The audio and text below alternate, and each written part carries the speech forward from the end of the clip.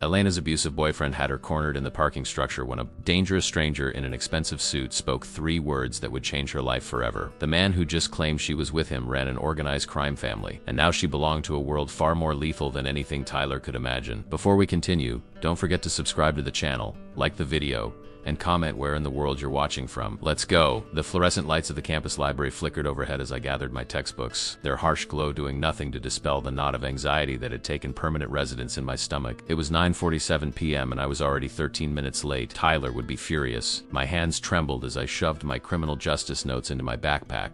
The irony not lost on me that I was studying domestic violence patterns while living through one. At 23, I should have been focused on my senior thesis, on the internship offers from various law enforcement agencies, on the future I'd worked so hard to build. Instead, I was calculating how many minutes of rage 13 minutes of tardiness would cost me. My phone buzzed with the 5th text in as many minutes, each message progressively more aggressive, more threatening, punctuated with capital letters and accusations that made my chest tighten with familiar dread. Where are you? You know I hate waiting. If you're with someone else, I swear to God. The pattern was always the same. Suspicion, accusation, then the quiet rage that was somehow more terrifying than his screaming. I typed back a quick apology, my fingers moving with the practiced efficiency of someone who'd learned exactly which words might diffuse the situation. Library ran late. Professor needed to talk. On my way now. I'm sorry. The lie came as Holly.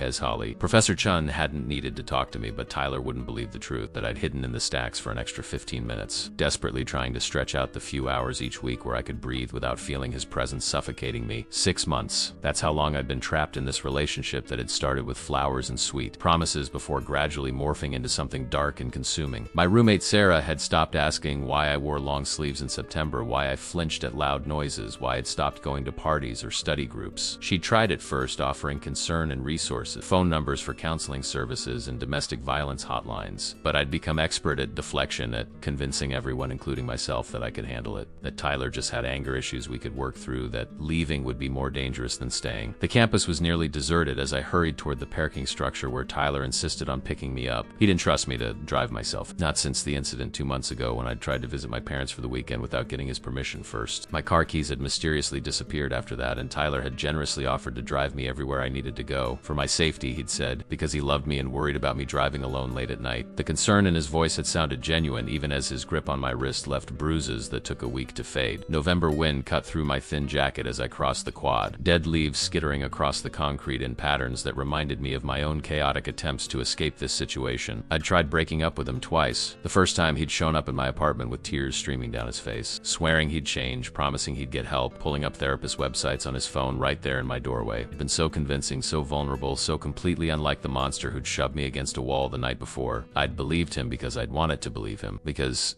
admitting the truth meant acknowledging I'd become the kind of woman I'd always pitied, the kind whose stories filled my criminology textbooks. The second attempt had been worse. He tracked me to Sarah's parents' lake house where I'd fled for a long weekend, appearing at the door with that dangerous, calm expression that meant violence was simmering just beneath his carefully controlled surface. He'd apologized to Sarah's parents, explained with perfect sincerity that I'd forgotten to take my anxiety medication, and sometimes had episodes where I ran away without thinking clearly. The concerned boyfriend act had been flawless, and Sarah's parents had actually felt sorry for him, had encouraged me to go home and take care of myself, had looked at me with pity rather than understanding. Tyler hadn't laid a hand on me during that drive home. He hadn't needed to.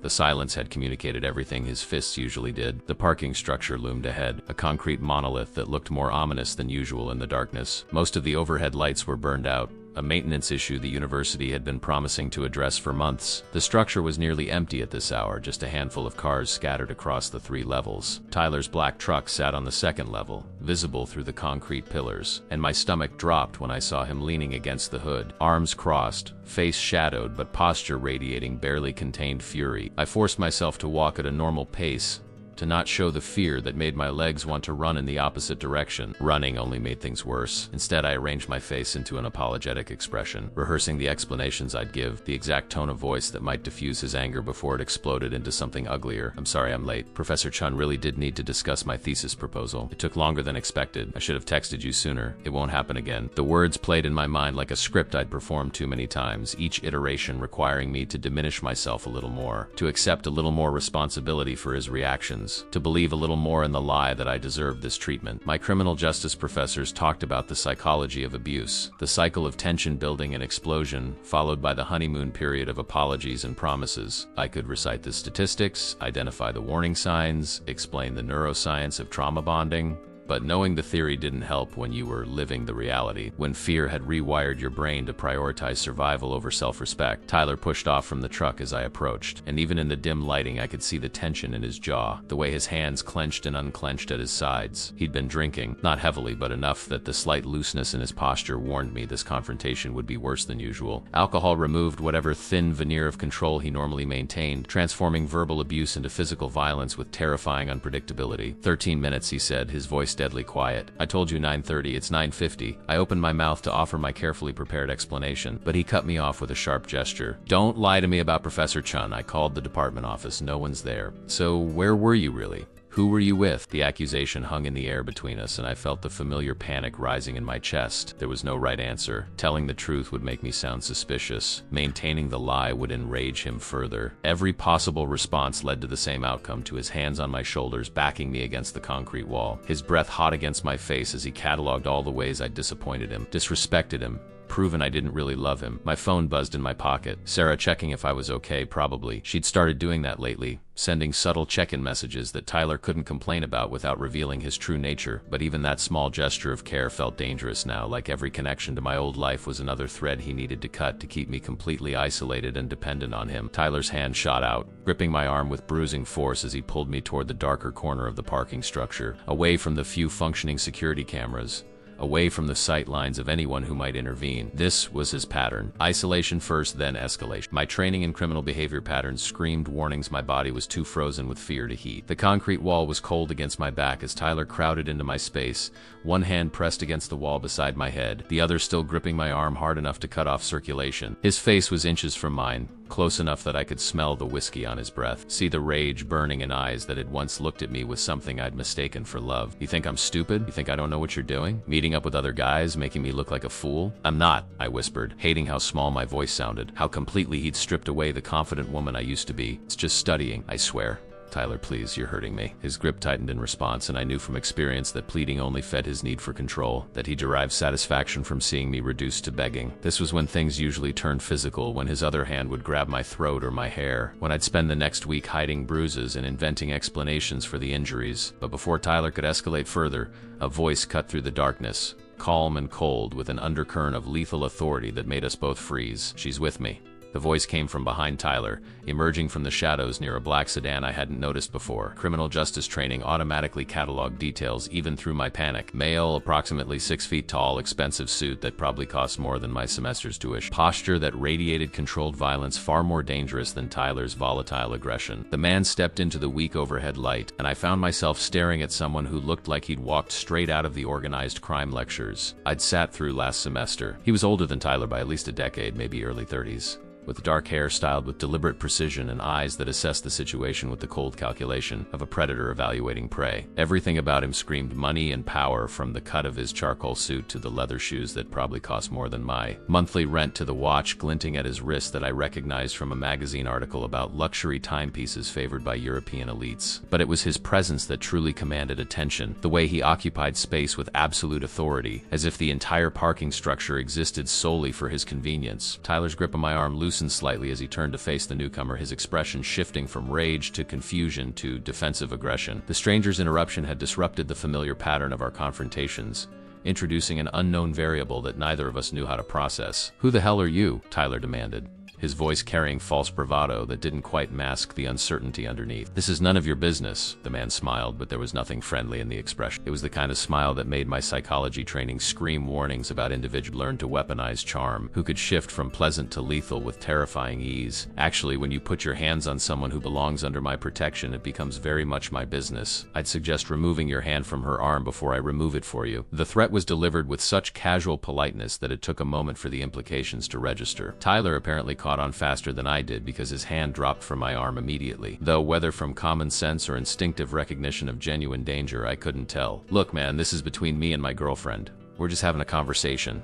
You don't need to get involved. The stranger's eyes flickered to me, conducting an assessment that felt uncomfortably thorough. I was suddenly aware of how I must look, backed against the concrete wall with my arm already showing red marks where Tyler's fingers had dug in. My face probably betraying the fear I'd been trying to hide. My entire posture screaming victim in ways that my carefully maintained facade usually concealed. When his gaze returned to Tyler, something cold and final had settled in his expression. From my perspective, it looks less like a conversation and more like assault, the kind of assault that leaves marks, the kind that should be reported to authorities. He paused, letting the implication hang in the air. Unless, of course, you'd prefer to handle this situation differently. Tyler took a step back, and I recognized the calculation happening behind his eyes. He was trying to determine whether this stranger was serious, whether the implicit threat carried real weight, whether fighting back would cost him more than his pride. My boyfriend was a bully who targeted women he could control and intimidate.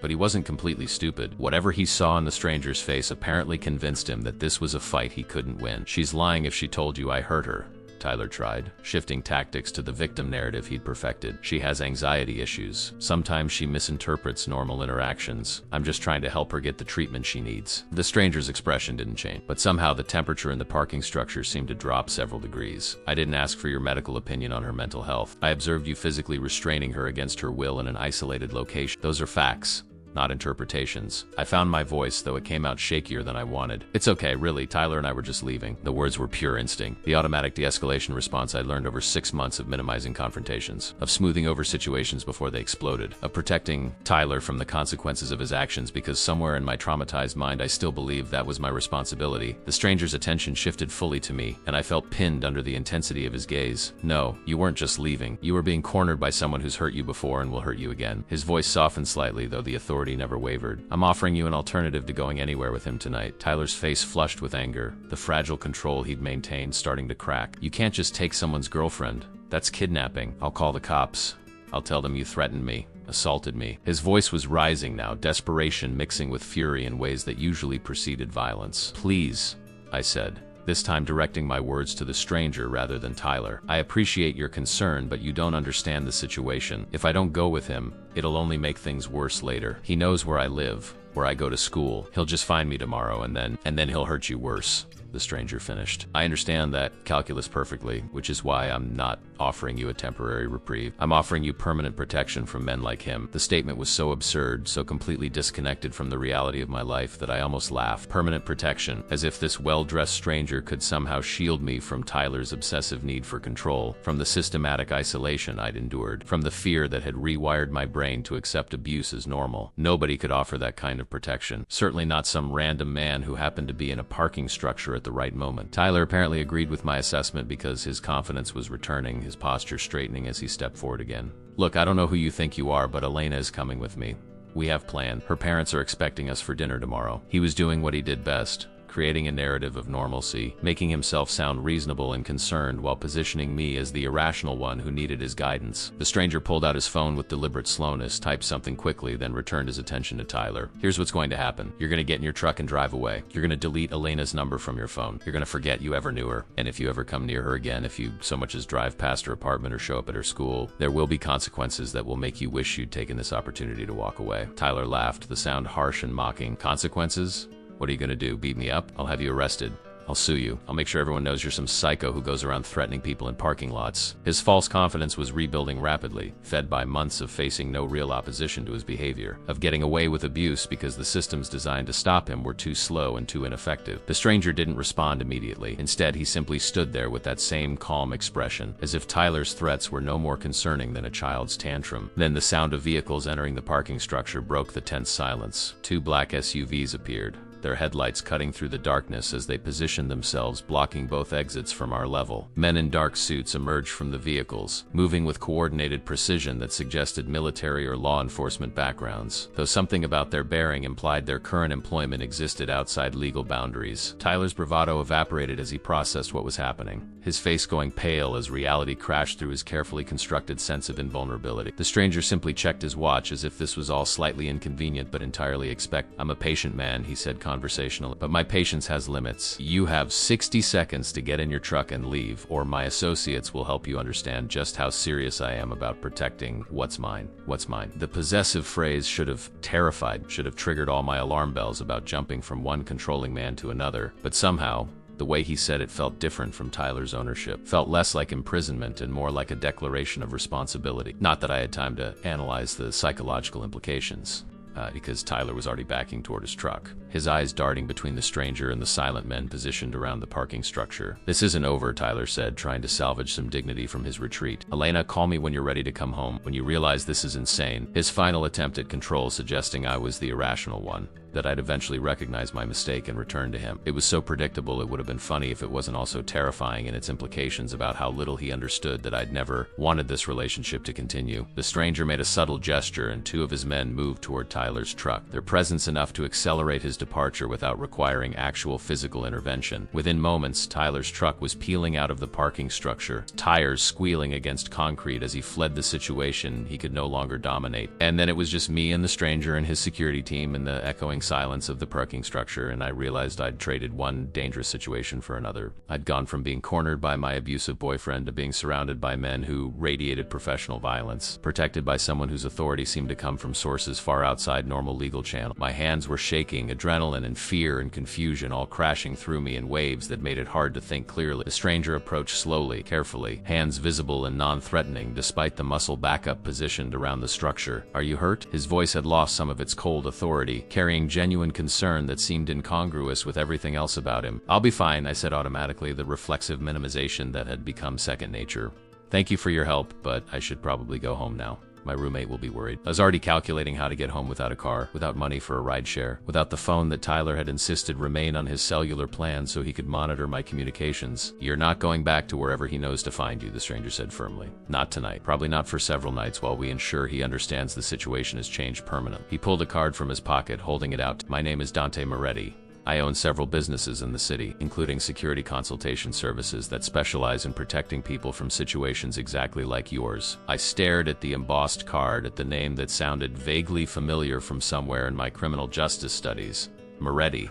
The name appeared in case files about organized crime in the Midwest, in FBI reports about families that had transitioned from traditional mafia activities into legitimate business enterprises while maintaining their core power structures. I'd written a paper about them last year, analyzing how criminal organizations evolve to adapt to modern law enforcement pressures. "I know who you are," I said slowly, "or at least I know what the textbooks say about your family." The admission felt dangerous, like revealing I understood exactly what kind of protection he was offering and what it might cost. Dante Moretti smiled again, and this time there was something almost approving in his expression, as if my recognition pleased him rather than concerned him. "Then you understand that when I offer protection, I have the resources to guarantee it. No restraining orders that get violated, no court dates that get postponed, no police reports that disappear into bureaucracy, just absolute certainty that Tyler Chun will never put his hands on you again." The use of Tyler's full name sent chills down my spine. He'd already researched us, had probably known exactly who we were before he'd intervened, had chosen this moment deliberately rather than stumbling across us by accident, which raised terrifying questions about why a man like Dante Moretti would involve himself in the problems of a college student he'd never met. "Why?"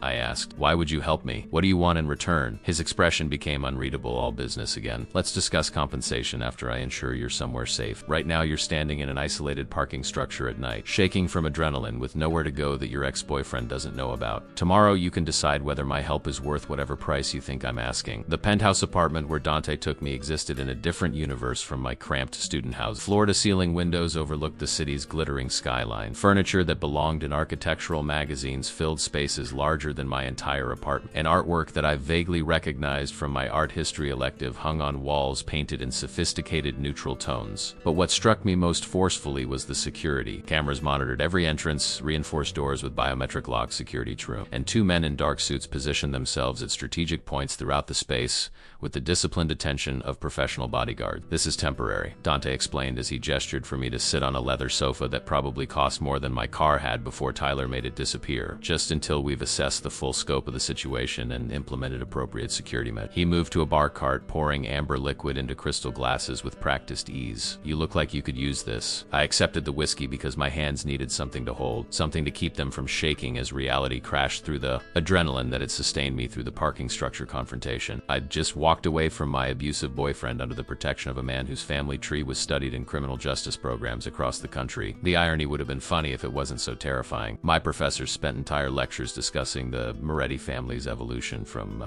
Finra bootlegging to modern legitimate business enterprises, always with the unspoken understanding that legitimate was a relative term when applied to organized crime family. You recognize my name, Dante observed, settling into the chair across from me with his own drink. That suggests more than casual familiarity with my family's history. The statement was casual, but I caught the underlying question. He wanted to know what I knew, how much my education had taught me about the world I'd just entered, whether my understanding would make me more or less compliant with whatever came next. I'm a senior in the criminal justice program at Northwestern, I said. Deciding honesty was probably safer than evasion with someone who clearly had resources to discover anything he wanted about me. I wrote my junior year thesis on the transformation of traditional organized crime families in response to RICO prosecution and modern law enforcement techniques. Your family featured prominently in Chapter 3. Dante's smile was sharp and approving, like a professor pleased with a particularly insightful student response. And what conclusions did your research lead you to about families like mine? The question carried weight beyond academic interest. He was testing me, evaluating whether I understood the rules of the world I'd been pulled in, whether my education had prepared me for practical application of theoretical knowledge. That survival requires adaptation, I said carefully. That the families who thrived weren't the ones who tried to maintain traditional power structures through violence alone, but the ones who learned to blend legitimate business with less legal enterprises, who cultivated relationships with law enforcement and politicians instead of just bribing them,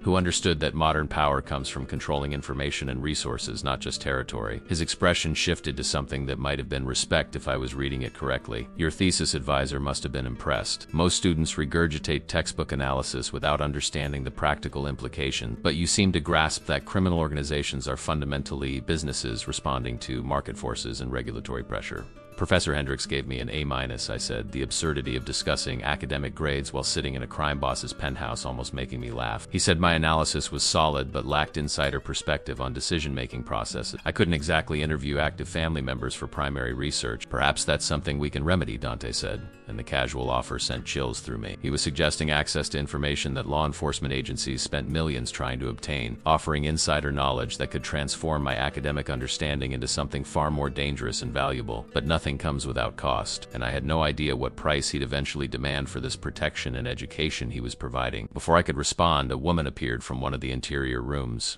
moving with quiet efficiency that suggested long familiarity with Dante's world. She was perhaps 10 years older than elegant in an understated way, with dark hair pulled into a professional bun and eyes that assessed me with the same careful evaluation Dante had employed earlier. Her appearance was polished but not ostentatious, expensive but not flashy, projecting competence and discretion in equal measure. Elena Morrison, Dante said by way of introduction. This is Sophia Romano, my executive assistant and the person who actually ensures everything in my various enterprises runs smoothly. Sophia, Miss Morrison will be staying with us temporarily while we address some security concerns. Sophia's gaze flickered over my appearance, taking in the wrinkled clothes, the marks on my arm, the general disheveled state of someone who'd been cornered in a parking structure an hour earlier. I've prepared the guest suite, she said to Dante before turning her attention to me. There are clothes in your size in the closet, toiletries in the bathroom, and anything else you need. Just ask. We'll discuss longer-term arrangements in the morning once you've had time to rest. The casual mention of clothes in my size should have been comforting, but instead triggered fresh anxiety about how much they already knew about me. Had Dante been watching me before tonight? How long had I been under surveillance before he decided to intervene? And if he knew enough to stock a guest room with appropriate clothing, what other information had he gathered about my life, my habits, my vulnerabilities? How did you know Tyler would be in that parking structure tonight? I asked, the question emerging before I could consider whether it was wise to challenge my rescuer. The timing was too perfect. You were already there,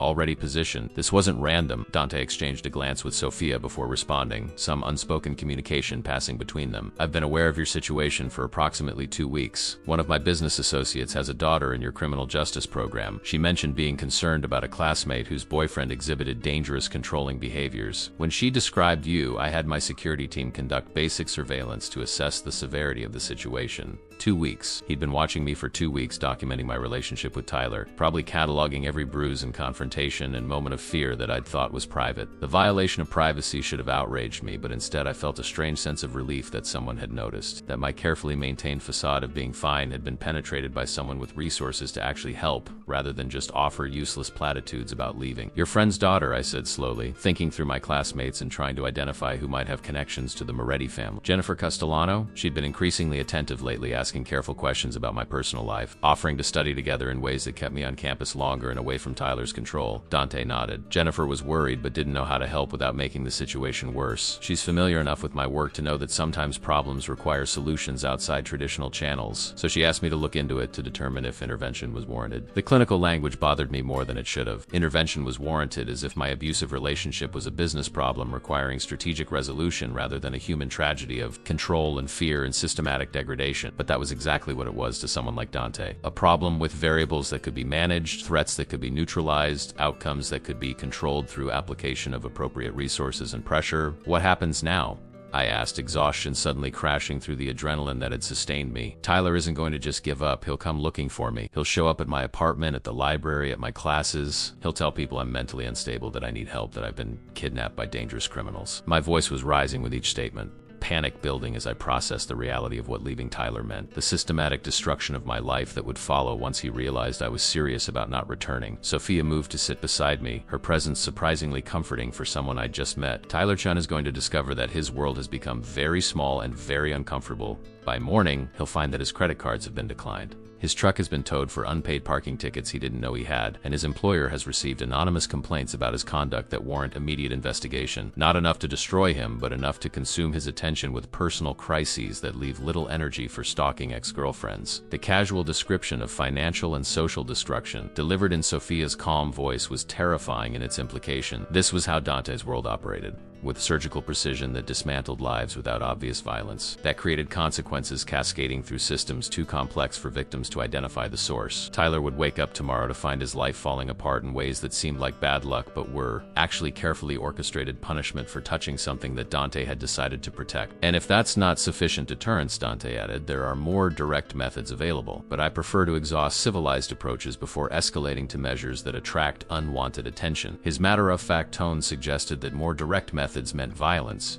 possibly lethal violence, delivered with the same calculated precision as the financial and social attacks Sophia had described. I should call my roommate, I said, pulling out my phone with shaking hands. Sarah will be worried. She probably already texted me 10 times asking if I'm okay. The normal concerns of normal life felt surreal in this context, like trying to maintain ordinary routines while standing in the middle of a hurricane. Dante gestured for me to wait before dialing. Your phone is almost certainly monitored by Tyler. GPS tracking at minimum, possibly full access to your messages and calls. We'll need to replace it with a secure device that he can't trace. Sophia, can you handle that? Sophia was already pulling out a new phone from seemingly nowhere, her efficiency suggesting this wasn't the first time she'd helped someone disappear from an abuser's surveillance.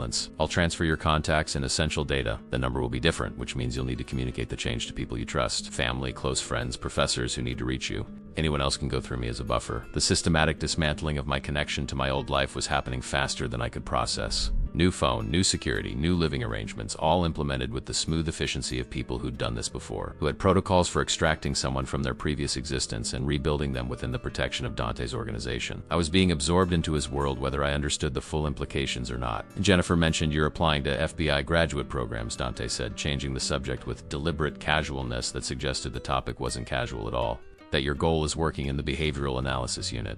It's impressive ambition for someone your age. Not many undergraduates commit to that career path given the psychological demands and relatively modest compensation compared to private sector opportunities. The observation was accurate enough that I wondered how much access he had to my academic records, my career planning documents, my application materials for graduate programs that weren't supposed to be public information. Law enforcement was all I'd ever wanted, using my psychology background and criminal justice education to understand and stop violent offenders. The irony of being rescued by someone the FBI probably had an active file on wasn't lost on. That was before tonight, I said quietly. Before I learned that the systems I believed in are too slow and too ineffective to actually protect. Tyler violated 2 restraining orders before I gave up trying to use legal channel. Campus security told me they couldn't help until he actually hurt me badly enough to warrant arrest. The police said domestic situations were complicated and I should consider couples counseling. Everyone had excuses for why they couldn't help, and meanwhile I was being slowly destroyed by someone who understood exactly how to exploit the weaknesses in systems designed to protect women like me. Dante's expression shifted to something that might have been understanding if I was reading it correctly. The law operates on evidence and procedure. My world operates on simpler principles. If someone represents a threat, you eliminate the threat. If someone needs protection, you provide it. The bureaucracy that makes traditional law enforcement ineffective doesn't exist in organizations like mine, which is simultaneously our greatest strength and the reason people like your professors study us as criminals. So what am I now? I asked, the question encompassing everything I couldn't articulate about my transformation from criminal justice student to someone under the protection of the exact type of organization I'd been trained to prosecute. What does accepting your help make? His smile was sharp as broken glass and somehow gentle at the same time. That's something you'll need to decide for yourself, but for tonight, you're someone safe. Tomorrow we'll discuss what comes next. I didn't sleep that first night in Dante's guest suite, despite the luxury surroundings that should have been more comfortable than anything I'd experienced in years. The bed was enormous, wrapped in sheets with a thread count I could only guess at. But every time I closed my eyes, I saw Tyler's face twisted with rage, heard his voice promising that this wasn't over, felt his fingers digging into my arm with bruising force. My training in trauma psychology gave me the vocabulary to identify what was happening. Hypervigilance, intrusive memories, physiological arousal consistent with acute stress response. Knowing the clinical terms didn't make the symptoms any less debilitating. Around 3 in the morning, I gave up on sleep entirely and padded to the floor. 2 ceiling windows that dominated one wall of the guest suite. The city spread out below like a circuit board of lights, thousands of people living their ordinary lives completely unaware that somewhere in this glittering landscape, a criminal justice student was being protected by the exact type of organization she'd spent 4 years learning to prosecute. The cognitive dissonance should have been overwhelming, but exhaustion had numbed me to anything beyond immediate survival calculations. The knock on my door was so quiet I almost missed it. I turned to find Dante standing in the doorway, still dressed despite the late hour, holding 2 mugs of what smelled like chamomile tea. His appearance was less polished than earlier, tie removed and shirt sleeves rolled up, revealing forearms that suggested he maintained physical fitness, despite his apparent preference for strategic rather than direct violence. Couldn't sleep either, he said, offering one of the mugs. I thought you might appreciate something warm. The consideration was unexpected, humanizing in ways that complicated my already confused feelings about my rescuer. It was easier to categorize him as dangerous criminal when he was orchestrating Tyler's destruction, much harder when he appeared in the middle of the night offering tea and companionship to someone struggling with trauma. I accepted the mug, wrapping my hands around the ceramic warmth. How often do you do this? Rescue people from bad situations, I mean. The question emerged more directly than I'd intended, but 3 in the morning felt like acceptable time for honesty stripped of social niceties. Dante moved to stand beside me at the window, maintaining respectful distance while still close enough that I could feel the warmth radiating from his body. Less often than you might think. My organization's primary focus is legitimate business operations. Security consultation, property development, hospitality ventures. The less legitimate aspects are generally restricted to situations where traditional legal channels prove ineffective for addressing serious threats. That's a very diplomatic way of describing organized crime, I observed, studying his reflection in the window glass. My professors would call it rationalization, justifying criminal activity by framing it as filling gaps in legitimate systems. His smile was visible in the reflection, sharp and somehow self-aware. Your professors aren't wrong. But tell me, Elena, after 6 months of watching the legitimate systems fail to protect you from someone systematically destroying your autonomy and safety, do you still believe those systems are adequate? Or do you understand now why people like me exist to serve needs that society refuses to acknowledge? The question struck deeper than I wanted to admit. Everything I'd believed about law enforcement and justice had been built on the assumption that the systems worked, that following proper procedures led to proper outcome, that patience and faith in institutions would eventually result in protection and justice. Tyler had systematically demolished those beliefs, proving that restraining orders were just paper, that campus security was just theater, that police reports were just documentation of harm already done rather than prevention of future violence. I don't know what I believe anymore, I admitted quietly. 24 hours ago, I was certain about my career path, my understanding of justice, my faith that doing things the right way would lead to good outcomes. Now I'm standing in a penthouse owned by a man my textbooks classify as a criminal, protected by the exact type of organization I've been trained to help prosecute. And I can't even feel guilty about it because for the first time in 6 months, I don't feel like Tyler could appear any second to hurt. Dante's hand found mine where it rested on the window ledge, his touch surprisingly gentle for someone whose livelihood involved violence and control. That's not cognitive dissonance you're experiencing. It's the painful process of reconciling theoretical understanding with practical reality. Your education taught you how systems should work in ideal circumstance. Tyler taught you how they actually work when someone understands how to exploit their weaknesses.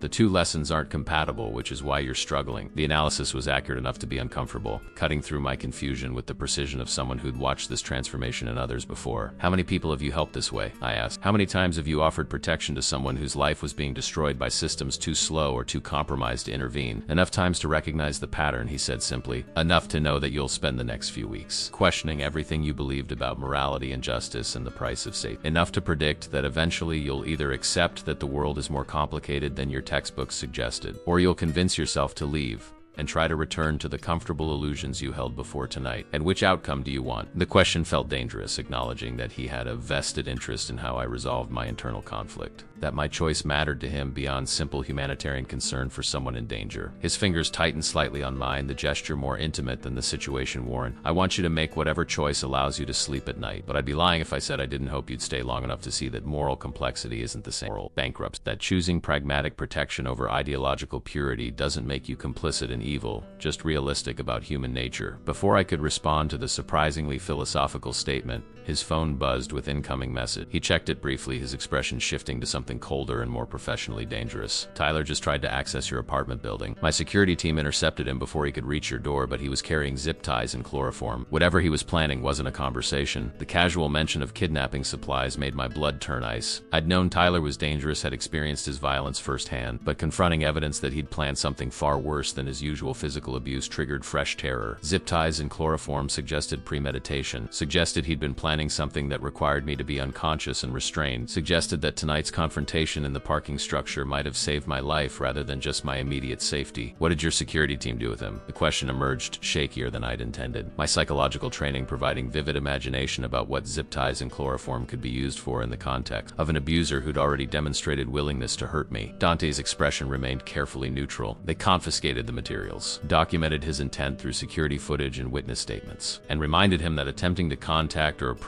you would result in consequences significantly more severe than law enforcement intervention. He's currently being escorted back to his residence with clear understanding that his options are limited to leaving you alone or facing permanent solutions to his inability to respect boundaries. Permanent solutions. The euphemism was clear enough. Dante was offering to have Tyler killed if he continued to pose a threat, delivering the statement with the same casual efficiency someone else might use to discuss pest control or home maintenance. My stomach lurched at how easily I was considering accepting that offer, at how quickly my moral framework had shifted to accommodate murder as reasonable solution to the problem of my abusive ex-boyfriend. I can't ask you to kill him, I said, though the conviction in my voice was weaker than I wanted. Despite everything, he's still a human being, still someone's son, still someone who probably doesn't deserve to die just because he has unresolved anger issues and control problems. Dante turned to face me directly, his storm gray eyes searching my face with uncomfortable intensity. You're not asking me to do anything. I'm offering a service I've provided to others in similar situations when traditional deterrence proves insufficient. Tyler Chun has demonstrated clear intent to escalate beyond assault into what appears to be planned abduction and possibly worse. My question isn't whether he deserves protection from consequences, but whether you deserve to spend the rest of your life looking over your shoulder, waiting for him to finally succeed in whatever he's planning. The reframing was effective, shifting the moral calculation from Tyler's rights to my survival. It was exactly the kind of psychological manipulation I'd studied in my criminology courses, the way skilled negotiators and interrogators redirected attention from uncomfortable questions to emotionally compelling alternatives. Recognizing the technique didn't make it less effective. How long until you know if the warning worked? I asked, sidestepping the implicit question about whether I'd sanction his death if deterrence failed. How long until we know if he'll actually leave me alone or if more permanent solutions become necessary? 48 hours typically provide sufficient data.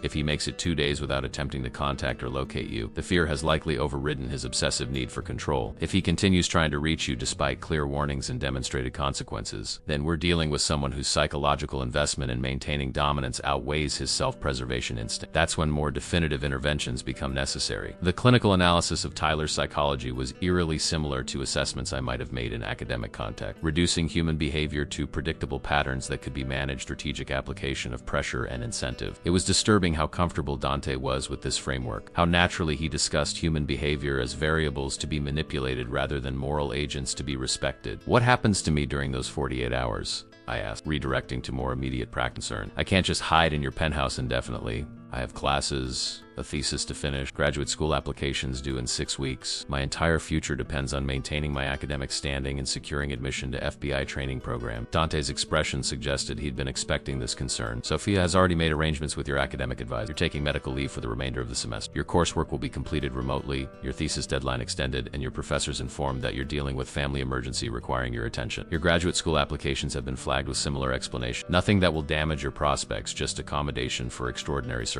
The efficiency with which he'd reorganized my life should have been comforting, but instead triggered fresh anxiety about how much control I was ceding to someone I barely knew. He'd effectively taken over every aspect of my existence, making decisions about my education and future without consulting me.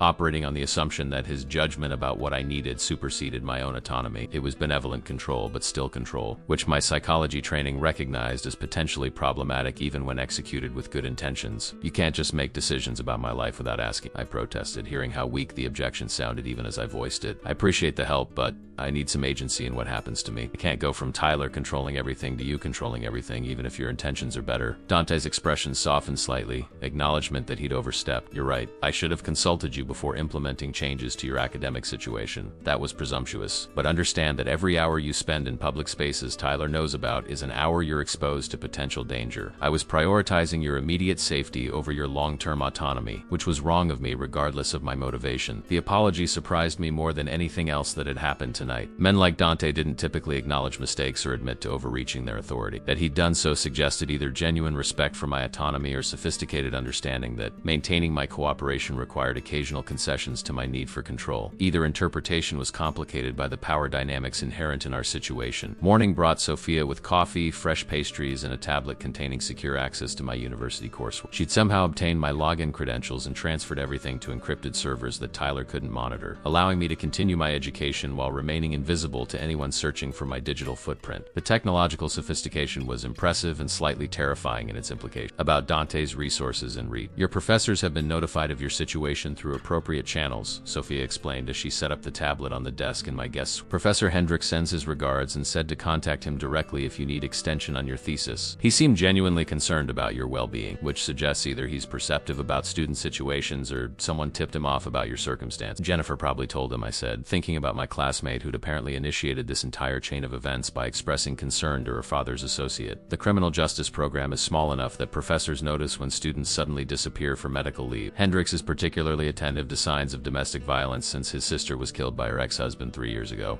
Sophia's expression shifted to something that might have been sympathy. Then he'll understand better than most why traditional systems failed you. The legal process took 8 months to get a restraining order against his sister's ex-boyfriend. She was murdered 6 days before the court date. That kind of personal experience tends to make people question whether the system they work within is actually designed to protect vulnerable populations or just document their victimization. The casual mention of another woman's death as cautionary tale should have felt manipulative, but instead it crystallized something I'd been avoiding acknowledging. Tyler's escalation had been following predictable patterns my textbooks described in detail. Isolation, control, physical violence, then planning for more serious crimes when the victim attempted to leave. The zip ties and chloroform weren't aberrations. They were logical next steps in a progression that ended in hospitalization or death, unless someone intervened decisively. What would have happened if Dante hadn't been there last night? The question emerged quietly, forcing me to confront realities I'd been deflecting through academic analysis and moral philosophizing. Would Tyler have succeeded in whatever he was planning? Would I have become another statistic in domestic violence databases, another cautionary case study for future criminal justice students to analyze? Sophia met my gaze directly, her expression carrying no comfort or platitudes. Based on the materials he was carrying and the timeline of his movements, our security analysis suggests he was planning to incapacitate you in the parking structure, transport you to a secondary location, and hold you there until you agreed to return to the relationship. Whether that agreement would have been genuine or coerced under duress is unclear, but the zip ties and isolation suggest he was prepared for extended resistance. Extended resistance. The euphemism for torture barely concealed the reality of what Tyler had been planning. My psychology training provided vivid understanding of what happened to kidnapping victims held captive by obsessive partners. The systematic degradation, the physical and psychological abuse designed to break down resistance, the eventual murder when the victim proved insufficiently compliant or when the captor feared discovery. I'd written papers analyzing exact scenarios, never imagining I'd be the potential victim rather than the academic observer. A soft knock interrupted my spiraling thoughts. Dante appeared in the doorway, dressed for business in another perfectly tailored suit, his appearance suggesting he'd slept better than I had despite our 3 in the morning conversation. He carried a leather portfolio that he set on the desk beside Sophia's tablet. We need to discuss your security arrangements moving forward, he said,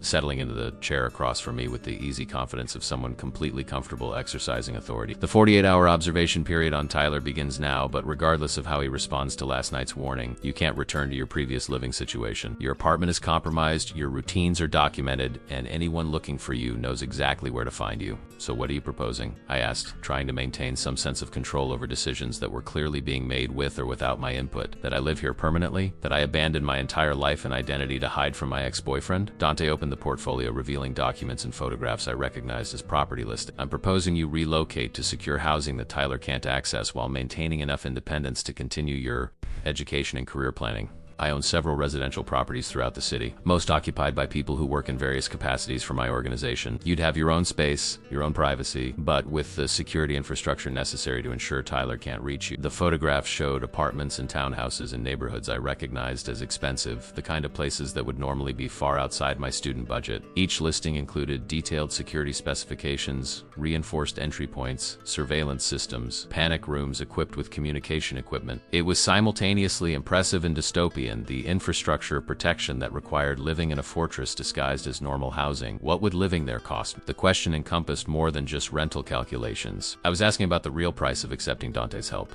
the obligations that came with this level of protection, the compromises I'd need to make to my independence and autonomy in exchange for safety from Tyler's obsessive violence. Dante's expression became carefully neutral, the business negotiator appearing behind the concerned protector. I'm not asking you to work for my organization or compromise your law enforcement aspirations. What I'm offering is protection during a vulnerable period with the understanding that you'll eventually return to your chosen career path. The only cost is trusting me to keep you safe while we ensure Tyler no longer poses a threat. That sounds too generous to be sustainable, I observed, my criminology training providing suspicion about arrangements that seem too beneficial to one party without corresponding obligation. Nothing in your world operates on pure altruism. There has to be something you're getting out of this arrangement beyond the satisfaction of helping someone in need. His smile was sharp and honest in ways that paradoxically made him seem more trustworthy. You're perceptive. Yes, there is something I gain from this arrangement. Jennifer Castellano's father is a federal judge whose rulings occasionally impact my business interests. Having helped his associate's daughter creates goodwill that may prove valuable in future legal situations. Additionally, your expertise in criminal psychology and behavioral analysis could be useful to my organization if you ever decided to apply those skills outside traditional law enforcement channels. There it was, the real transaction beneath the humanitarian facade. He was investing in me as potential future asset,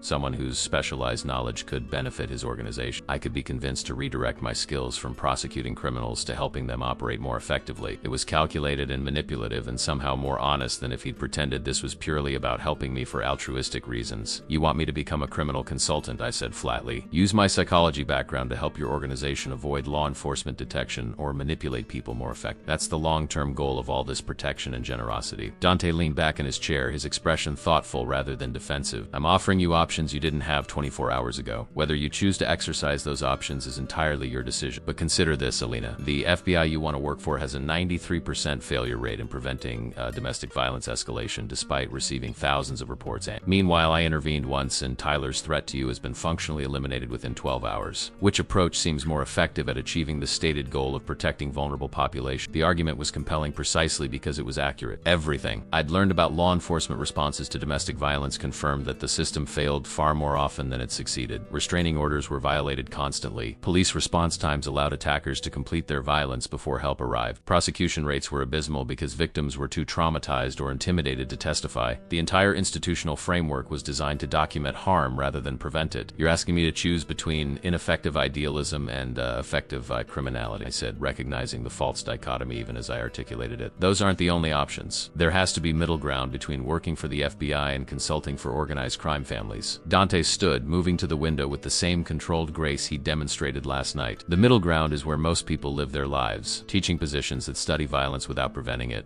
advocacy organizations that raise awareness without changing outcomes, therapy practices that treat victims after the fact rather than stopping perpetrators beforehand. All worthwhile work, but none of it actually solves the fundamental problem that dangerous people exist and systems designed to control them are inadequate. His philosophical framework was seductive in its pragmatism, offering justification for abandoning idealistic principles in favor of practical results. It was also the exact rationalization my ethics professors had warned against, the slippery slope from accepting moral compromise for good outcomes to eventually losing sight of any moral framework at all. But standing in his penthouse, knowing that without his intervention, I'd probably be zip-tied in Tyler's trunk right. It was hard to maintain conviction in academic principles over lived experience. I need time to think about all this, I said finally. Time to process what happened last night, to understand what accepting your help actually means for my future, to decide whether I can live with compromising my career goals in exchange for safety and security I can't obtain through legitimate channels. Sophia cleared her throat gently, drawing our attention. While you're thinking, You should know that Tyler attempted to file a missing person report with campus police this morning. He's claiming you've been abducted, that you're mentally unstable and in danger from yourself or others, and that he's concerned about your well-being and wants to help facilitate your return home. The campus police are treating it as credible concern from a worried boyfriend rather than manipulation by an abuser trying to locate his escaped victim. The news shouldn't have surprised me. It was classic abuser behavior, weaponizing concern and institutional systems to maintain control over victims attempting to escape. But hearing that Tyler was actively using law enforcement to hunt me down triggered fresh anxiety about how precarious my situation remained. If police started investigating my disappearance, if they showed up at Dante's properties looking for kidnapping victims, the entire protection arrangement could collapse in ways that left me vulnerable to both Tyler's violence and potential legal consequences for associating with organized crime. How are you handling the police inquiry? I asked, directing the question to Sophia since she seemed to manage these operational details. What happens if they decide to investigate seriously? What happens if they show up here looking for me? Sophia's expression remained professionally calm. We've already provided documentation to appropriate channels indicating you contacted a domestic violence shelter and are receiving confidential protection services. The shelter confirmed your intake without revealing location details, which is standard procedure for endangered victims. Campus police have been informed that you're safe, that you're left voluntarily, and that Tyler's concern about your mental health is itself evidence of the controlling behavior you were escaping. Unless he can provide evidence of actual kidnapping rather than a relationship ending badly, law enforcement has no grounds to pursue investigation further. The efficiency with which she'd constructed a legal fiction to protect me was impressive and concerning in equal measure. Dante's organization had resources to manipulate institutional systems with the same ease they manipulated individual threats, creating paper trails and official documentation that transformed reality into whatever narrative best served their interests. It was exactly the kind of sophisticated criminal operation my professors described as most dangerous because it operated within legal frameworks while fundamentally subverting them. You've thought of everything, I observed, not quite able to keep the unease from my voice. Documents, cover stories, official channels properly managed. It's almost like you've done this before. Dante returned to his chair, his expression carrying something that might have been regret. I've helped extract people from dangerous situations often enough to understand how to do it effectively. Not frequently, but often enough to have developed protocols that work. You're not the first person to need protection from someone the system failed to control, Elena. You won't be the last. The 48 hours stretched into a strange, liminal existence where I inhabited two worlds simultaneously. During the day, I attended my classes remotely through encrypted video connect, completed thesis research from the security of Dante's penthouse, and maintained the appearance of normal student life while surrounded by armed guards and surveillance equipment. At night, I sat with Dante in his study, discussing everything from criminal psychology theory to the practical realities of organized crime operations. Conversations that should have felt like fraternizing with the enemy, but instead felt like the most honest intellectual discourse I'd experienced in years. Tyler made his first violation attempt on hour 32. Sophia showed me the security footage during my morning coffee. Her expression professionally neutral as we watched Tyler approach Jennifer Castellano outside the library, clearly attempting to extract information about my whereabouts. Jennifer had handled the confrontation with impressive composure, claiming ignorance while subtly signaling security personnel Dante had positioned throughout campus. Tyler had left angry but empty-handed, his frustration visible in the aggressive set of his shoulders and the way he'd shoved past other students on his way back to his truck. He's not giving up, I observed, watching the footage replay for the third time. He genuinely believes he has the right to know where I am, to have access to me regardless of what I want. The psychology is textbook narcissistic control patterns, but seeing it from outside the relationship makes it so much clearer how distorted his perception of reality became. Dante appeared behind me, his presence announced by the subtle shift in air pressure before I heard his footsteps. People like Tyler don't perceive their victims as autonomous individuals with rights to privacy and safety. You're an object that belongs to him, and objects don't get to choose their own location or circumstances. That's why legal interventions rarely work with this personality type. Restraining orders just tell them where they're not allowed to retrieve their property, not that they've lost ownership rights. The clinical analysis matched everything I'd learned in my abnormal psychology courses. But hearing it applied to my specific situation from someone who dealt with these patterns professionally rather than academically gave it additional weight. How much longer until you decide whether deterrence is working? Another 16 hours, Sophia said, pulling up additional security feeds showing Tyler's movements throughout the day. He's been to your apartment building twice, called your phone 47 times from different numbers, and attempted to file formal missing person reports with both campus police and city police. Each attempt has been documented and countered with our prepared cover story, but the frequency of his efforts suggests escalation rather rather than acceptance. I wrapped my arms around myself, the familiar anxiety returning despite the objective safety of my current location. What happens at hour 48 if he's still trying to find me? What's the next level of intervention? Dante's hand settled on my shoulder, his touch grounding rather than constraining. We implement phase 2 security protocols. Financial pressure increases, employment complications intensify, and his freedom of movement becomes more restricted through legal channels we can manipulate. Parking tickets become warrants, credit reports develop concerning inaccuracies, background checks start flagging issues that make his life progressively more difficult, until maintaining his obsession with you becomes impossible alongside managing his own collapsing circumstances. It's torture, I said quietly. Systematic destruction of someone's life as punishment for behavior they probably don't even recognize as wrong. My ethics professors would call this cruel and unusual punishment delivered without due process or opportunity for defense. Your ethics professors have never had to explain to someone's family why the legal system they trusted failed to prevent their daughter's murder, Dante replied, his voice carrying an edge I hadn't heard before. I've had that conversation 7 times in the past decade, Alina. 7 women who followed proper procedures, filed appropriate paperwork, trusted that restraining orders and police reports would keep them safe. All 7 are dead because the systems your professors defend prioritize the rights of abusers over the safety of victims. The raw honesty in his statement cut through my academic objection. He wasn't speaking theoretically about institutional failures. He was describing personal experiences with lethal outcomes. Women he'd tried to help who'd refused or received assistance too late. Whatever motivated his intervention in my situation, it clearly wasn't purely strategic calculation. There was genuine conviction behind his method, belief born from witnessing preventable tragedies that traditional law enforcement had failed to stop. I spent the remainder of that day working on my thesis, analyzing behavioral patterns in serial domestic violence offenders and the institutional failures that enabled their continued abuse. The irony wasn't lost on me that I was writing academic analysis of the exact systems that had failed me while being protected by someone who'd bypassed those systems entirely. Professor Hendricks had left extensive feedback on my latest draft, including a note that he hoped I was doing well and that sometimes personal experiences informed research in ways that formal education couldn't match. The subtext was clear. He knew or suspected what had happened, and he approved of whatever choices I'd made to escape. Evening brought Dante to my guest suite with dinner prepared by a private chef whose skills probably commanded rates couldn't afford on a student budget. We ate at the small table near the windows, conversation flowing easily between case studies from my coursework and operational examples from his organization.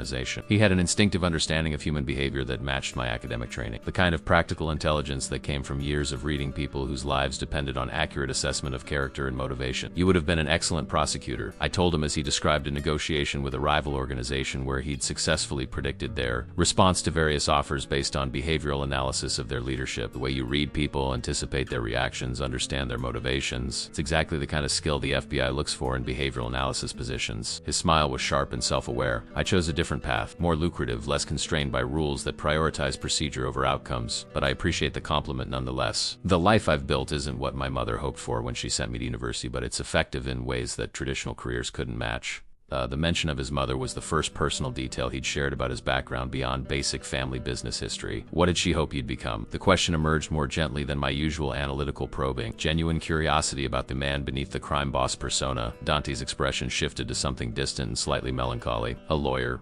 Specifically, a prosecutor working within the system to reform it from inside. She believed deeply in institutional solutions to social problems, in the power of law to create justice. She died still believing that, despite decades of evidence that the system she trusted was fundamentally broken. How did she die? I asked, recognizing that we'd crossed into territory more intimate than strategic discussion of my security situation. If I'm being too personal, you don't have to answer.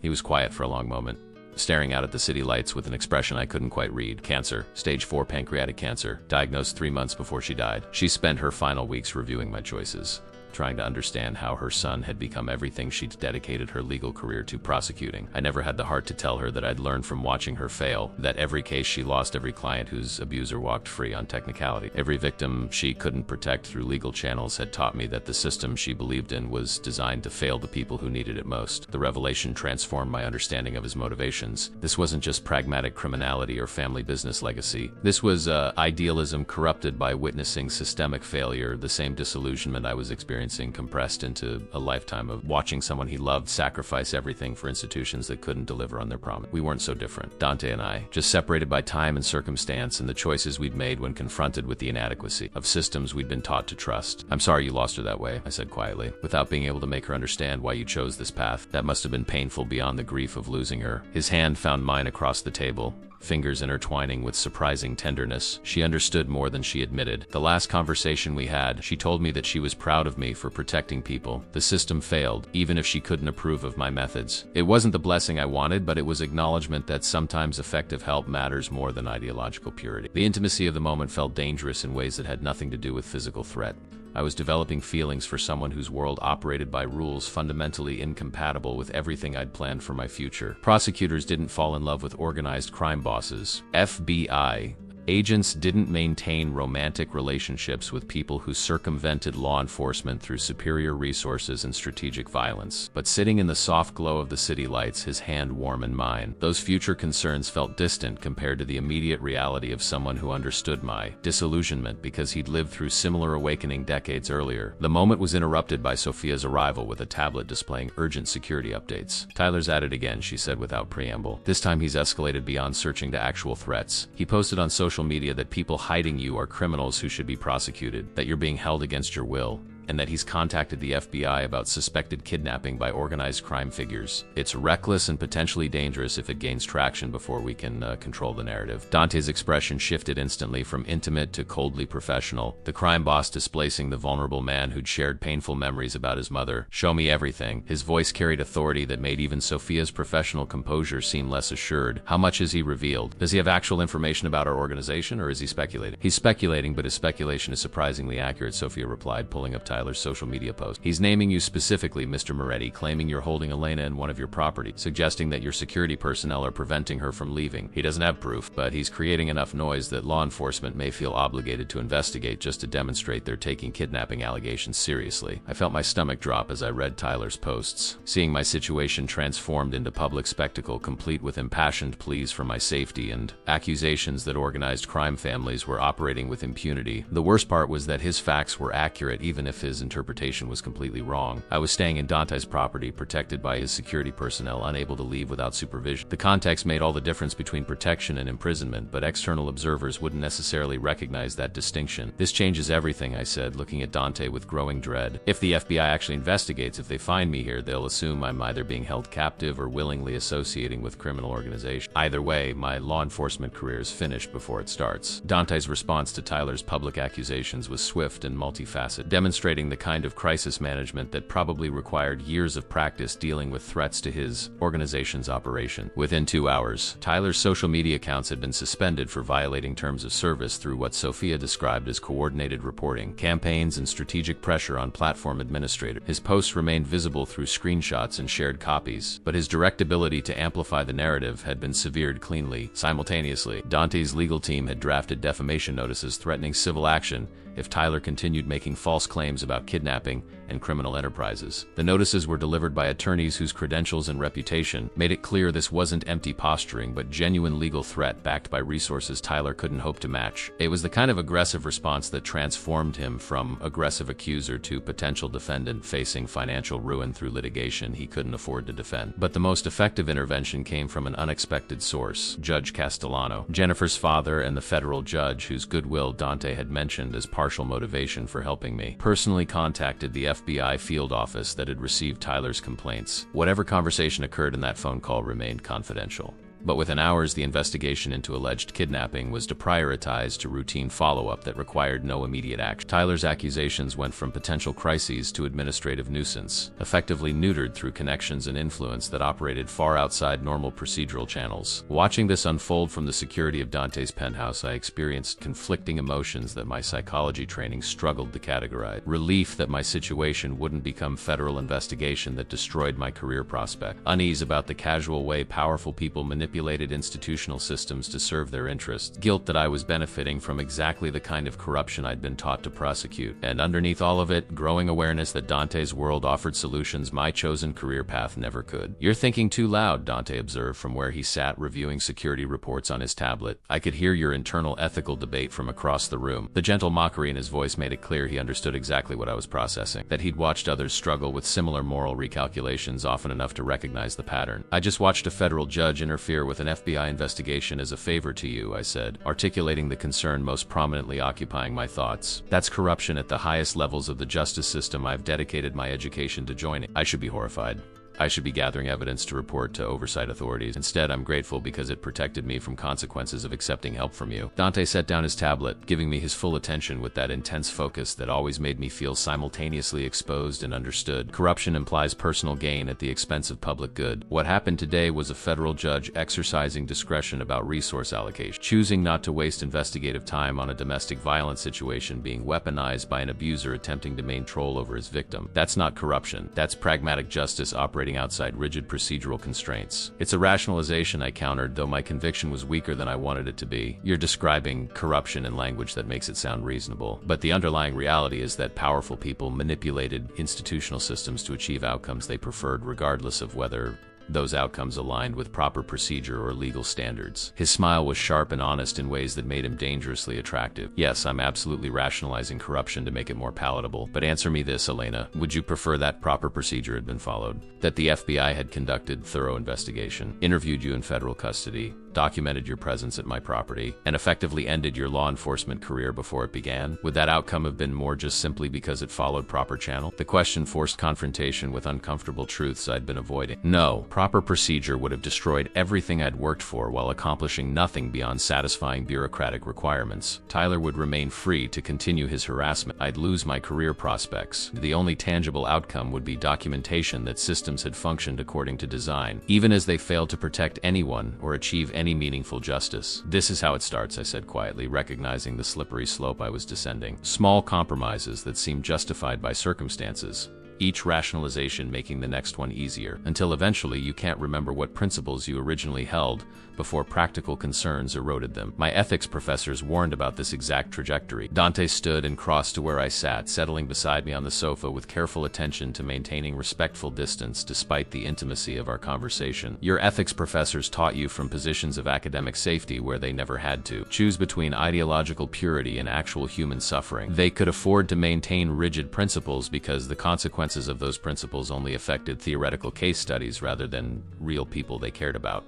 You don't have that luxury anymore. Because I care about myself, I said, understanding the implication. I'm compromising principles to protect my own interest, which makes the rationalization self-serving rather than altruistic. His hand found mine, the gesture becoming familiar enough that I no longer startled at his touch. You're compromising principles to survive a situation those principles failed to prevent or address. There's nothing self-serving about choosing effective protection over ineffective idealism when the alternative is returning to danger from someone who's already demonstrated willingness to escalate toward potential homicide. The conversation was interrupted by my phone buzzing with incoming message from Professor Hendricks. His text was brief but weighted with significance. Heard about the social media situation. Glad you have good people protect. Remember that ethics exists to serve human flourishing, not the other way around. Sometimes the right choice looks wrong from outside the circumstances that necessitated it. I showed the message to Dante, watching his expression shift to something that might have been respect for the professor who'd essentially sanctioned my decision to accept protection from criminal organizations. Even your academic mentors understand that theory and practice don't always align, but sometimes choosing effective wrong over ineffective right is the only ethical option available. He's probably going to lose his tenure review for acknowledging that, I observed, thinking about the politics of criminal justice departments where professors were expected to maintain unwavering commitment to legal procedures regardless of their practical outcomes. Suggesting that illegal intervention is sometimes preferable to legal process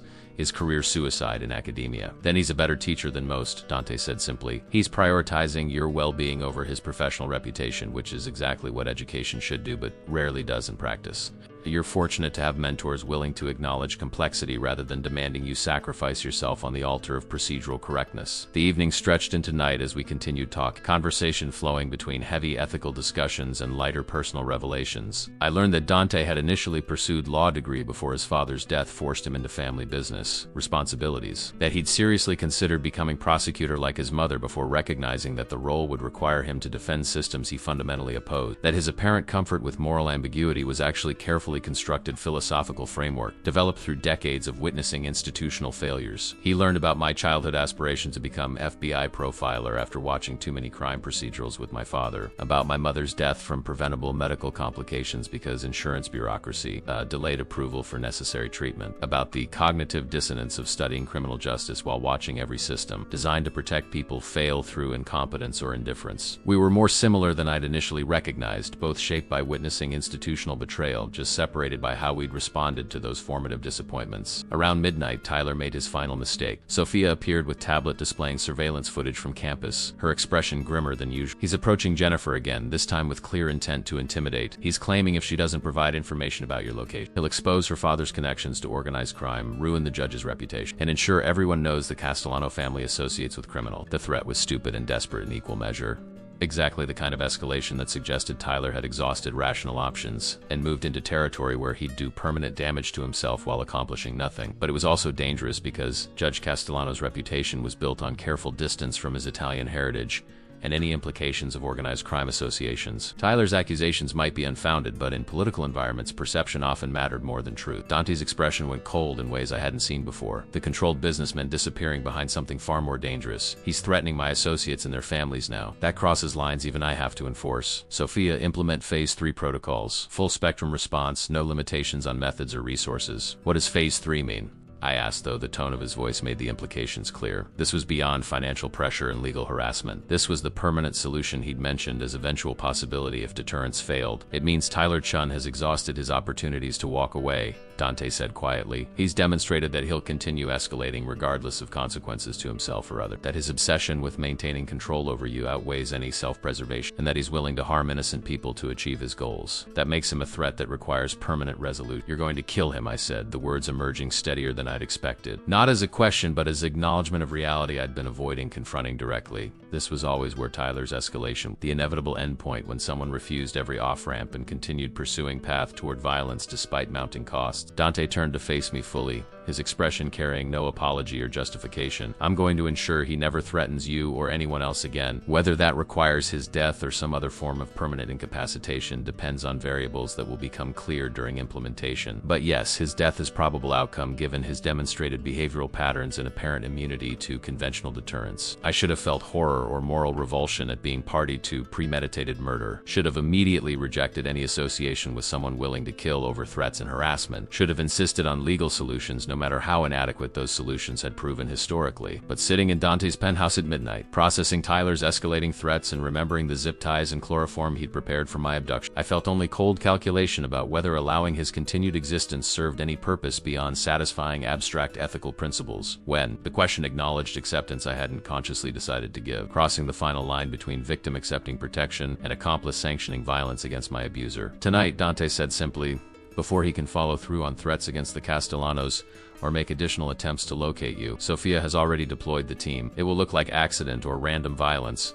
Nothing that traces back to you or my organization. By morning, Tyler Chun will no longer be a variable in your security calculation. I didn't sleep after Dante left to oversee what he euphemistically called the operation. Instead, I sat at the windows watching the city lights blur through exhaustion and unshed tears, processing the reality that I'd sanctioned someone's death with a single word. When, not no or please fine. Another way or let me try talking to him one more time. Just when, as if asking about dinner reservations rather than premeditated murder. My psychology training provided clinical understanding of how trauma and fear could reshape moral framework, but knowing the mechanism didn't absolve the choice. Around 4 in the morning, Dante returned. I heard his footsteps in the hallway before I saw him, the measured pace suggesting someone carrying weight beyond physical exhaustion. When he appeared in my doorway, still dressed in the dark clothing he'd worn when leaving, I couldn't read his expression. It wasn't satisfaction or regret or any easily categorized emotion, just the flat affect of someone who'd done something necessary and unpleasant and was now dealing with whatever internal accounting that required. It's done, he said simply, settling into the chair across from where I still sat curled on the sofa. Tyler Chun was killed in an apparent robbery gone wrong outside a bar in a neighborhood he had no legitimate reason to visit. Security footage will show unknown assailants, witnesses will provide descriptions that don't match anyone in my organization, and physical evidence will support the random violence narrative. Police will investigate, find nothing useful, and eventually it will become another unsolved murder statistic. I should have felt something. Relief that Tyler could never hurt me again. Guilt for the role I'd played in his death. Horror at how casually Dante described ending someone's life, but I felt nothing except hollow numbness, as if some essential part of me had disconnected to avoid processing what I'd become. Complicit. Accessory to murder. Someone who'd crossed lines she'd spent 4 years training to defend. "How are you?" Dante asked, his voice carrying genuine concern beneath the professional detachment.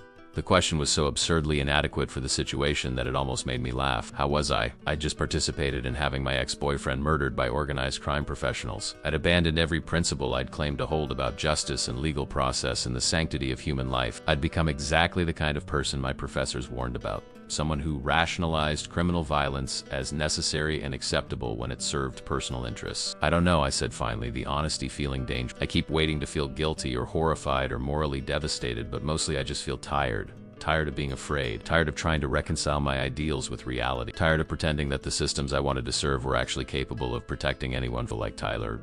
Dante moved to sit beside me, close enough that I could feel his warmth but not touching, respecting my need for space while offering presence. That's a normal response to trauma resolution. You've been operating in survival mode for months, pouring all your energy into managing Tyler's threat while maintaining the appearance of normal life. Now that the threat is permanently eliminated, your nervous system is crashing from sustained hypervigilance. The numbness is protective, giving you time to process without overwhelming your psychological defenses. The clinical analysis should have felt impersonal, but instead it was comforting. He understood what I was experiencing because he'd seen it before. Probably in others he'd helped through similar transitions from victim to someone willing to sanction violence in self-defense. I wasn't uniquely broken or morally compromised. I was just another person who'd discovered that abstract ethical principles became complicated when applied to concrete situations involving actual survival. What happens now? I asked, echoing the question I'd posed repeatedly over the past few days. With Tyler gone, do I just return to my regular life, resume classes, finish my thesis, proceed with my FBI applications as if none of this happened? Dante was quiet for a moment, his expression thoughtful. That depends on what you want your life to look like moving forward. You can return to your previous path, pursue law enforcement career, try to rebuild the future you'd planned before Tyler derailed it, or you can acknowledge that your experiences over the past week have fundamentally changed your understanding of justice and consider whether there might be alternative paths that align better with your evolved perspective. You're recruiting me, I said, recognizing the pitch beneath the philosophical framework. Entire situation, the protection and the conversations and the insight into how your organization operates, it's all been extended job interview. Evaluate whether the criminal justice student has the stomach for applying her skills outside traditional law enforcement, whether she can be converted from potential prosecutor to useful consultant. His smile acknowledged the accuracy of my assessment. I've been transparent about my interest in your expertise from the beginning. Yes, I'd value having someone with your training and analytical capabilities working with my organization, but I'm not offering you a position in exchange for the protection I've already provided. That was freely given regardless of your future choices. What I'm suggesting is that you consider whether the career path you've been pursuing still aligns with what you now understand about institutional effectiveness and moral pragmatism. The distinction between recruitment and suggestion felt meaningful, even if both led toward the same outcome of me redirecting my career toward serving his interests. But was serving his interests fundamentally different from serving the FBI's interests? Both organizations operated through violence and coercion, just with different levels of legal sanction. Both claimed to protect society while frequently failing to protect actual individuals. Both required moral compromises from their employees, just framed in different philosophical language. My phone buzzed with incoming news alert. Local media reporting the death of Tyler Chun, 25-year-old graduate student killed in apparent robbery. Police seeking information from witnesses. A family devastated by senseless violence. I stared at the headline, feeling the abstract concept of his death become concrete reality. Tyler was gone, permanently, irreversibly, because I'd sanctioned his elimination with a single word that communicated acceptance of murder as solution to my problem. Are you okay? Dante asked, his hand settling on my shoulder with gentle concern. The question broke through the numbness, triggering unexpected tears that I hadn't realized were building. I wasn't okay. I'd never be okay again in the same way I'd been okay before, Tyler. Before I learned that survival sometimes required becoming the kind of person you'd sworn you'd never be. I'm alive, I said through tears that surprised me with their intensity. Tyler didn't get to kidnap or kill me. I don't have to spend the rest of my life looking over my shoulder waiting for him to appear. That's more okay than I've been in months, even if the cost of that safety was my soul. Dante pulled me against his chest, his arms wrapping around me with surprising tenderness for someone who'd just orchestrated a murder. You haven't lost your soul. You've just discovered that morality is contextual rather than absolute. That sometimes there are no good choices and you have to select the least bad option from available alternatives. That's not corruption, that's maturity. I let myself cry against his expensive shirt, processing months of fear and weeks of moral conflict and the enormous relief of no longer being hunted by someone whose obsession had nearly destroyed me. Dante held me through it all, offering comfort without judgment, accepting my tears as reasonable response to trauma rather than weakness requiring correction. When I finally exhausted myself enough that the crying stopped, I remained in his arms, drawing warmth and security from someone who'd proven capable of providing both through methods I'd been trained to condemn. Stay, he said quietly into my hair. Not forever if you don't want to, but at least through this. Finish your thesis from security of the townhouse I showed you. Maintain your academic standing while giving yourself time to process what you've experienced. Don't make any permanent decisions about your future until you've had space to heal from what Tyler put you through. The offer was reasonable and dangerous in equal measure. Staying meant deepening my connection to Dante and his world, meant normalizing my relationship with someone whose business activities I should be investigating rather than benefiting from, meant potentially foreclosing the law enforcement career I'd worked towards since childhood. But leaving meant returning to life I no longer fit into, meant pretending nothing fundamental had changed when everything had transformed, meant abandoning the only person who'd proven capable of actually protecting me. Okay, I heard myself say, the acceptance emerging before I'd consciously decided, I'll stay through the semester, finish my thesis, figure out what comes next after I've had time to process all this. Dante's arms tightened briefly, approval or relief or some emotion I couldn't quite identify. Then we'll get you moved into the Oak Street property tomorrow. It's secure but comfortable, close enough to campus that you can resume in-person classes when you're ready, far enough from your previous neighborhood that no one will accidentally encounter you who knew about. Tyler Sophia will help with the logistics. The efficiency with which he'd already planned my immediate future should have bothered me, but instead I felt grateful for someone else making practical decisions while I was emotionally incapacitated. Dante understood trauma responses well enough to know that victims needed structure and security more than they needed autonomy during early recovery periods. He was providing exactly what I needed, even if accepting it meant surrendering control I wasn't currently capable of exercising effectively. We sat in comfortable silence as dawn light began filtering through the window, transforming the city from abstraction of lights to concrete landscape of building and streets where ordinary people lived ordinary lives. I envied them brief their uncomplicated existence, unmarred by abusive relationships or moral compromises or the weight of sanctioning murder. But that envy was abstract. I couldn't actually imagine returning to the person I'd been before Tyler, before Dante, before I learned that survival sometimes required abandoning principles in favor of pragmatic violence. Thank you, I said eventually, the inadequate words encompassing more than I could articulate, for protecting, for understanding why I made the choices I made, for not judging me for becoming someone I never thought I'd be. Dante's smile was visible in our reflection in the window, sharp and honest and somehow gentle. You became someone who refused to die for abstract principles that would have been meaningless consolation to people mourning your loss. That's not something requiring thanks or forgiveness. That's just survival. Alina. Nothing more complicated than choosing to live when someone tried very hard to ensure you wouldn't. The Oak Street townhouse became my sanctuary over the following weeks, a carefully constructed bubble where I could rebuild some semblance of normal life while remaining insulated from the world that had nearly destroyed me. Sophia had furnished it with surprising attention to my personal preference, somehow knowing that I favored minimalist aesthetics and natural light, that I needed workspace separate from living space, that small touches of green plants would help ground me during moments when anxiety threatened to overwhelm my fragile equilibrium. My thesis became a session in productive ways, channeling traumatic experiences into academic analysis that my professors praised for its unusual depth and practical insight. I wrote about institutional failures in domestic violence prevention with authority born from lived experience, analyzing case studies through lens of someone who understood how systems collapsed when confronted with determined abusers. Professor Hendricks called it the best undergraduate criminology work he'd supervised in 20 years.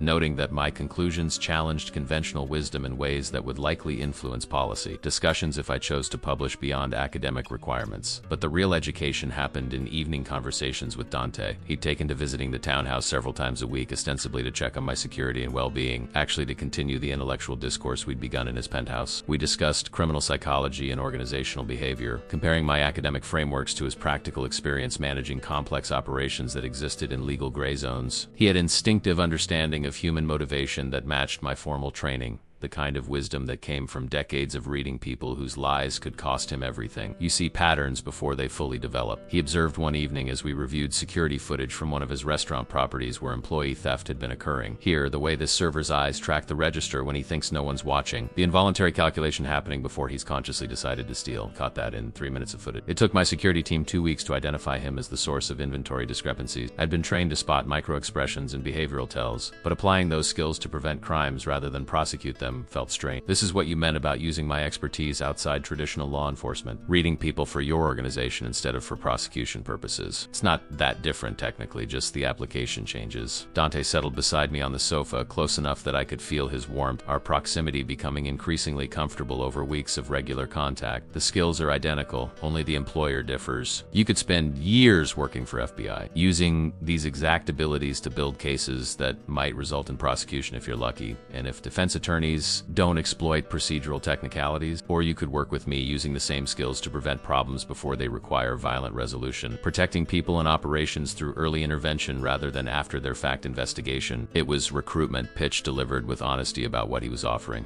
Not idealistic service to justice, but pragmatic application of my abilities toward protecting his interests and the people who worked for him. The moral distinction between prosecuting criminals and preventing crime within criminal organizations felt increasingly theoretical as I spent more time understanding how Dante's world actually operated. His businesses employed thousands of people legitimately, provided community services in neighborhoods police had abandoned, and resolved disputes through negotiation more often than violence despite their reputation. The growing intimacy between us complicated everything further. What had started as protective relationship between crime boss and rescued victim had evolved into something neither of us seemed willing to name directly. His touches lingered longer than necessary. My pulse quickened when he entered rooms. We found excuses to extend our evening conversations into late night, neither wanting to acknowledge when it was time for him to leave. The attraction was mutual and obvious and dangerous for reasons that transcended simple complications of professional boundary. Jennifer noticed during one of her visits to the townhouse, the first time I'd seen my classmate since Tyler's death. She'd brought thesis research materials and enough perceptiveness to recognize immediately that my relationship with Dante had progressed beyond simple protection arrangement. "You're falling for him," she said without preamble, after Dante had left following his usual evening visit. "My father's business associate who rescued you from your abusive ex-boyfriend. This is either incredibly romantic or incredibly concerning, and I can't decide which. Probably both," I admitted, grateful for someone I could be honest with about the complexity of my situation. "He's intelligent and protective and understands me in ways no one else does. But he's also a criminal who just helped me cover up murder and is actively recruiting me to abandon law enforcement career for consulting work with organized crime family. So,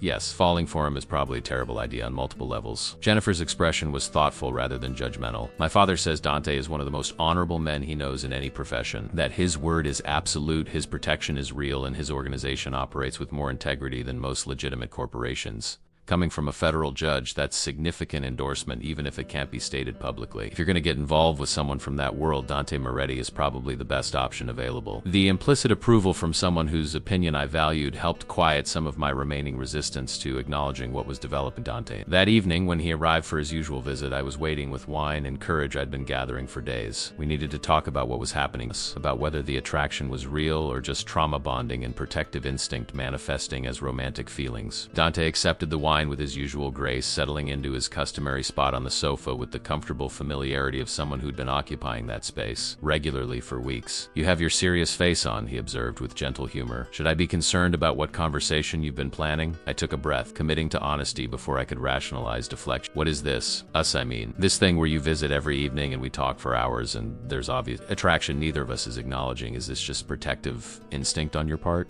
Trauma response on mine? Or is there something real developing that we should probably discuss before it becomes more complicated?" His expression shifted to something vulnerable I rarely saw, the careful control slipping to reveal the man beneath the crime boss persona. "I've been attracted to you since the first security briefing Sophia gave me about your situation. Your intelligence, your strength despite what you were enduring, the way you analyzed your own trauma with clinical precision while still being terrified. I told myself intervention was purely strategic, that helping you served organizational interests. But I was lying to myself then, and I'd be lying now if I claimed this was just protective duty." The admission hung between us, honest and dangerous.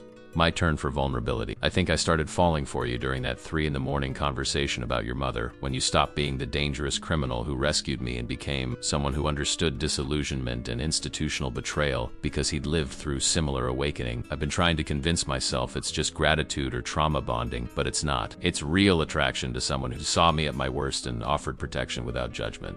Dante set down his wine and closed the distance between us, his hand cupping my face with exquisite gentleness. "This is complicated in ways that should probably make us both reconsider. So you're still healing from abusive relationship. I'm offering career opportunities that serve my interests regardless of what's best for you. The power dynamics are problematic at best. Any reasonable person would advise against pursuing this attraction." "But we're not reasonable people," I said, leaning into his touch. "We're pragmatists who've learned that sometimes the right choice doesn't look right from outside the circumstances that necessitated it. And right now, this feels more more right than anything has felt since Tyler turned my life into nightmare. His lips found mine with the inevitability of something that had been building for weeks. Kiss that was tender and hungry in equal measure. I responded with months of pent-up longing for human connection that wasn't tainted by fear or control, for touch that asked rather than demanded, for intimacy that felt like choice rather than capitulation. When we finally broke apart, both breathing hard, the boundaries between protector and protected had dissolved completely. I should leave, Dante said without making any move to do so. Give you space to be certain this is what you want rather than response to proximity and gratitude in months of touch starvation from being in an abusive relationship. Don't leave, I whispered against his mouth. I'm certain. Maybe I shouldn't be. Maybe this is a terrible decision I'll regret, but I'm choosing this anyway. Choosing you, choosing this connection. Choosing to acknowledge that sometimes wrong choices feel right because they actually are right despite not fitting conventional frameworks. His smile was sharp and genuine, the combination that never failed to make my heart race. Then I'm staying. But Elena, understand that if we do this, if we acknowledge what's developing between us, it changes everything. Your relationship with me becomes personal in ways that complicate your professional choices and your future path. Are you ready for that complication? I pulled him closer, answering with actions rather than words. We made love with the desperate intensity of people who'd been denying attraction long. Every touch, a conversation about trust and vulnerability and choosing connection despite knowing it was complicated. Afterward, wrapped in sheets in Dante's arms, I felt safer and more myself than I had since before Tyler. Maybe since before my mother's death taught me that systems designed to protect people usually failed when they were needed most. This doesn't solve anything, I said quietly, tracing patterns across his chest. I still don't know what I'm doing with my life. Whether I can actually abandon FBI aspirations for consulting work with your organization, whether I can reconcile who I'm becoming with who I thought I'd be. Dante's arms tightened around me, his voice carrying certainty I couldn't quite access. You don't have to decide everything tonight. Finish your thesis. Graduate. Give yourself time to understand who you are now versus who you were before Tyler. The career choices will become clearer once you've had space to integrate what you've learned about yourself and about how the world actually works versus how we're told it should work. Graduation came on a perfect May morning. The kind of spring day that made Chicago feel like paradise despite the months of brutal winter that preceded it. I stood among my classmates in the standard cap and gown, clutching my diploma and the academic honors I'd earned despite everything that had happened during my final semester. Professor Hendricks had pulled me aside after the ceremony, his expression carrying pride mixed with understanding about the journey I'd taken to reach this moment. Your thesis has been nominated for the Departmental Excellence Award, he said, gripping my hand with genuine warmth. More importantly, you've developed analytical capabilities that transcend academic achievement. Whatever path you choose moving forward, you'll excel because you understand human behavior in ways most practitioners never achieve. The subtext was clear. He knew I wasn't pursuing the FBI applications anymore, and he approved of that choice even if he couldn't say so explicitly. Dante waited at the edge of campus, leaning against his car with the casual elegance that had become achingly familiar over the past months. He'd insisted on attending despite my protests that graduation ceremonies were tedious exercises in institutional self-congratulation. But watching his face light up when he saw me approaching in my academic regalia, I understood this wasn't about the ceremony. It was about witnessing my completion of something I'd fought to finish despite circumstances that could have derailed everything. Congratulations, Dr. Morrison, he said with deliberately exaggerated formality, pulling me into an embrace that made several of my classmates stare with undisguised curiosity. His use of the honorific was technically premature since my degree was undergraduate, but the sentiment behind it was genuine. I'm incredibly proud of you. The weeks following graduation were consumed by decisions I'd been postponing for months. My FBI applications remained incomplete in draft folders, haunting reminders of the future I'd planned before Tyler, before Dante, before I learned that my idealistic vision of law enforcement bore little resemblance to institutional realities. Sophia had prepared alternative employment documentation, legitimate consulting contract with Moretti Security Services that would allow me to use my psychology degree while working within Dante's organization. The paperwork waited in neat folders on my desk, requiring only my signature to transform possibility into commitment. I spent a week walking Chicago's neighborhoods, revisiting places that held significance from my old life. The library where I'd hidden from Tyler in those final desperate weeks. The coffee shop where I'd written my first criminology papers freshman year. The park where my mother and I used to walk during her brief periods of remission when cancer treatment gave us temporary hope before reality reasserted itself. I was searching for connection to the person I'd been, trying to determine whether that Elena Morrison could coexist with the woman I'd become, or if transformation had been complete enough that returning to previous aspirations was no longer possible. The answer came during unexpected encounter with Detective Sarah Martinez, the officer who'd taken my initial reports about Tyler's escalating abuse. She recognized me outside a bookstore, her expression shifting from professional friendliness to genuine concern as she approached. Elena Morrison, I've been thinking about you. Heard about what happened to your ex-boyfriend. Terrible situation, random violence like that. I wanted to check if you were doing okay. The concern was genuine, but so was the unspoken acknowledgement that Tyler's death had conveniently solved a problem her department had proven incapable of addressing through legitimate channels. She knew or suspected that random robbery wasn't entirely random, but she was also relieved that dangerous individual was no longer threatening vulnerable woman her system had failed to protect. I'm doing better than I have in a long time, I told her honestly. I've been working through everything in therapy, finishing school, thinking about my next steps. The therapy part was fabrication, but the rest was accurate enough. Detective Martinez nodded, her expression carrying wisdom earned from years of witnessing institutional failures. Good, you deserve to move forward without fear. And Elena, between us, whatever choices you made to reach this point, they were probably the right ones. The system fails women like you more often than it's. Sometimes survival requires creativity that exists outside official protocols. The implicit acknowledgement that she understood my situation and approved of whatever extra legal solutions I'd employed was unexpected validation from someone who represented the institutions I'd been trained to revere. If even law enforcement professionals recognized that their systems were inadequate, how could I justify pursuing career within those frameworks? The cognitive dissonance I'd been experiencing for months resolved in that moment. I couldn't return to the FBI dreams because I no longer believed in the fundamental premise that institutional solutions were superior to pragmatic interventions. That evening, I signed Sophia's employment contracts and officially became consultant for Moretti's security service. The decision felt simultaneously like betrayal of everything I'd planned and like the most honest choice I'd made in years. Dante found me in the townhouse study afterward, staring at the signed paperwork with a mixture of relief and residual uncertainty about whether I'd made terrible mistakes. Second thoughts already? He asked, settling beside me with the comfortable intimacy that had developed over months of shared evenings and gradually deepening relationship. Not second thoughts exactly, I said slowly. More like processing that I've officially abandoned the career path I've been planning since I was 15 years old. Even knowing all the reasons why FBI work wouldn't align with who I am now, there's still grief for the future I'm choosing not to pursue. Dante's hand found mine, his touch grounding in ways I'd stopped questioning. You're not abandoning anything. You're redirecting your expertise toward applications where you can actually make difference rather than documenting failures after the fact. You'll still be protecting people, preventing violence, using your psychology training to identify threats, just through organization that can respond more effectively than agencies bound by procedures that prioritize regulations over results. The rationalization was familiar by now, the framework we'd developed together for understanding why my choice made sense despite contradicting everything. I'd been taught about proper career progression for criminal justice graduates, but rationalization or not, the underlying truth remained valid. I would be more effective working with Dante than I ever could be working within systems designed to fail the people the most. 6 months into my consulting work, I'd proven Dante's assessment correct. My behavioral analysis prevented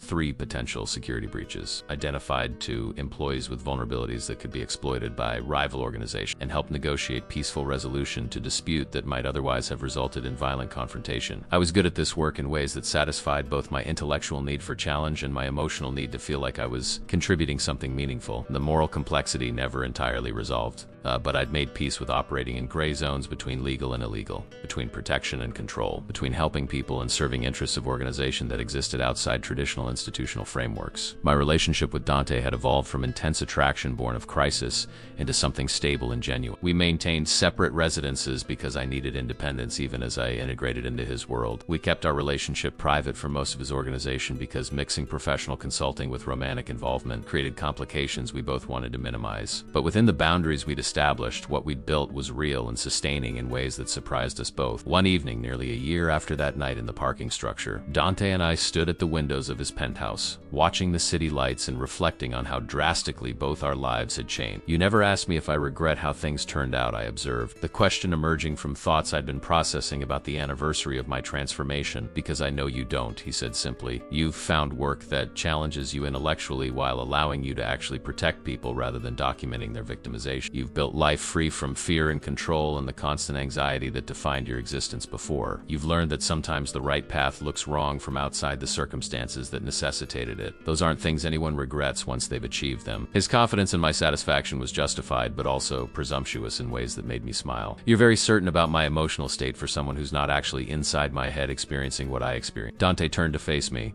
his hands framing my face with the gentleness that had become signature of how he touched me. I'm certain because I watch you every day becoming more yourself, more confident, more willing to trust your own judgment rather than deferring to institutional authority about what's right or wrong. You're not the terrified student I found in that parking structure. You're someone who's integrated difficult lessons about pragmatism and survival and moral complexity. That's not corruption, that's growth. I leaned into his touch, acknowledging the truth in his assessment. A year ago, I thought my life was ending. I thought Tyler would eventually kill me, or that escaping him would require abandoning everything I'd worked for, or that there simply weren't options beyond suffering or death. You proved me wrong about all of that. You showed me that sometimes help comes from unexpected sources, that effective protection exists outside official channels, and that choosing survival doesn't require apologizing to anyone for the methods that proved necessary. The city spread out below us. Millions of people living their lives unaware of the careful balance between order and chaos that people like Dante maintain. His organization and others like it existed in spaces traditional institutions couldn't reach, providing services law enforcement couldn't deliver, resolving problems courts couldn't address. It wasn't the justice system I'd been taught to revere, but it was more effective at protecting vulnerable populations than any institutional framework I'd studied in my 4 years of academic training. I'm exactly where I'm supposed to be, I said, fine. The words carrying certainty I'd earned through difficult choices and careful reflection. Not despite everything that happened, but because of it. Tyler's abuse forced me to confront institutional failures I'd been trained to ignore. You offered me alternative framework for understanding how protection and justice actually work, and together we've built something that allows me to use my skills in ways that matter rather than ways that look good on applications.